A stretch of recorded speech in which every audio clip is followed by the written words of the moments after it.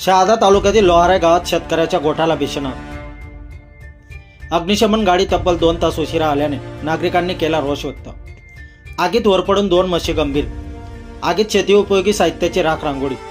अंदाजे 5 ते 7 लाखांचे नुकसान. शहादा तालुक्यातील लोहारा गावातील रामभाऊ ओंकार माडी या शेतकऱ्याच्या गोठ्याला रविवार दिनांक 16 रोजी दुपारी अचानक आग लागल्याने गावात एकच धावपळ उडाली होती. गावातील सरपंच, पोलीस पाटील तसेच ग्रामस्थांच्या मदतीने तब्बल 2 ते 3 तास आग आटोक्यात आणण्यासाठी अथक प्रयत्न केले.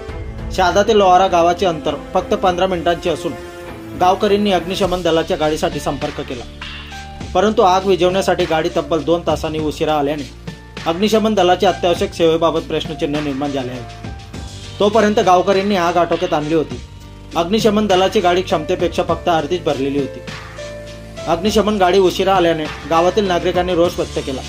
यात जीवितहानी झाली असती तर यात जबाबदार कोण, असा आरोप करून गावकऱ्यांनी प्रशासनाला जाब विचारला आहे. गोठ्यात बांधलेल्या 2 म्हशी आगीत वरपडून गंभीर जखमी झाल्या असून त्यांची प्रकृती चिंताजनक आहे. या आगीत पाण्याचे पाईप तसेच शेती उपयोगी साहित्य जळून खाक झाले आहे. गोठ्याचे शेजारील विनोद सरदार पवार, कैलास सरदार पवार यांचे घर असल्याने आगीच्या लपेटात घरांचे लाखोंचे नुकसान झाले आहे.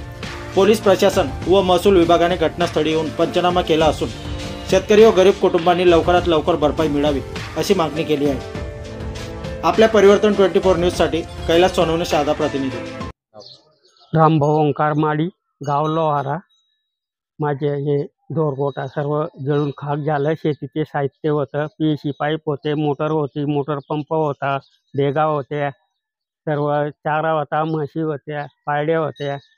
सर्व 5-6 लाखाचे नुकसान झालेलं आहे, जळून खाक झालेलं आहे. मी कर्ज काढून तो साहित्य घेतला होता, ते सर्व आता हातात झालोय. आता काहीच नाही आहे माझ्या हातात, कर्ज पण फेडायला काहीच नाही. शेती पंचनामा झाला, उद्या करून गेले. पंचनामा करून गेले उद्या. आणि काय तुमची मागणी काय असणार? आमचं सर्व तर 5 लाखाचं तर सामान जळूनच गेलं आहे, सर्व खाक झालंय. पत्र, लोखंड, शेतीला लागणारं साहित्य, सर्व पंप, देगा. तर मला लवकरात लवकर तात्काळ निधी भेटायला पाहिजे सरकारकडून.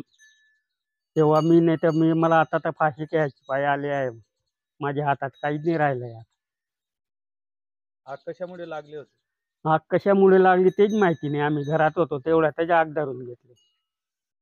म्हशीला सोडायला पण जायला सवलत येऊ दिली नाही त्यांनी. 15 मिनिटात भोवरी पिळून दिली. किती म्हशी जळाल्या?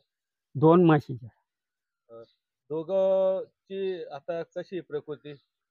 काय नाही, जेमते मजेत. त्या एक दिवस काढता का नाही काढता. डॉक्टर पण वापस चालला गेला. म्हशींचं पण नुकसान झालं? नुकसान आहे ना म्हशीचं. विनोद सरदार पवार, लोहारा. काय झालं होतं? ते आग लागणे उघडावर बाजू मग घरात लागला पुरा सेल. तुमचं घर होतं? हा. काय काय जळालंय? बटाना दाना, पाणी, बट, कपडा, लत्ता. काय काम करतात? मजुरी कर. पैसे तरी कितीचं नुकसान झालंय तुमचं?